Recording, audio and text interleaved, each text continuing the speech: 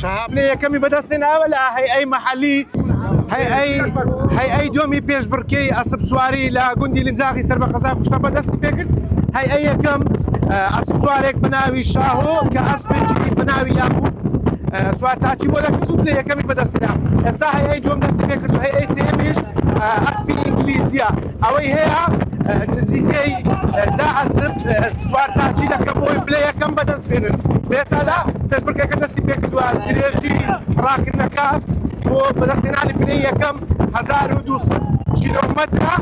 یاخود 1200 مەترە نەک کیلۆمەتر پێشبڕکێ دەکەم بۆ ئەوەی بلێ یەکەم بەدەست بێنن ئەسپەکان بە شێوازێک پێشبڕکێ دەکەن ئێستا ڕقم 18 لە پێشەوەی دەوێت لێ یەکەم بەدەست بێنێت ئەوەی هەیە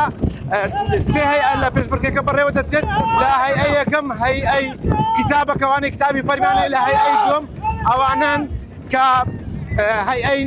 محەلیان پێ دەڵێن بەرهەمی ناوەخۆن هەیئەی سێم هەیئەی ئەسپی ئینگلیزیە هەیئەی چوارەمیش کۆمەڵێک ئەسپی دیاریکراون کە دانێت پێشبڕکێ بکەن ئێستادا نزیک دەبنەوە لە خاڵی کۆتایی ئەوەی هەیە